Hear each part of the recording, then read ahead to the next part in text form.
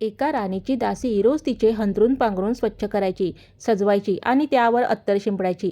एके दिवशी दासीच्या मनात विचार आला की या मऊशार बिछाण्यावर झोपल्यावर कसं वाटतं हे एकदा अनुभवून पाहावं. दासी खूप थकलेली होती आणि खोलीतील थंड हवेमुळे तिला डुलकी येऊ लागली. राणीच्या बिछाण्यावर पडल्या पडल्या ती गाढ झोपेत गेली.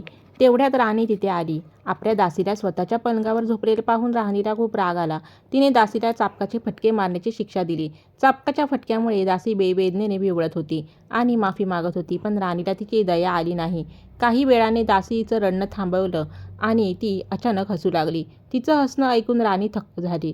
रागात म्हणाली, "तू हसतेस का आहेस?" दासी म्हणाली, "मी या बिछाण्यावर फक्त थोड्या वेळासाठी झोपले तर मला 60 चाबकाचे फटके मिळाले. तुम्ही तर रोज यावर झोपता, मग देव तुम्हाला किती हजार फटके मारेल." ही गोष्ट कोणीतरी सपू साहेबांना सांगितली. हे ऐकताच त्याने आपल्या ऐशोआरामाचा त्याग केला आणि ते संत बनले. पुढे ते खटखटा बाबा या नावाने प्रसिद्ध झाले.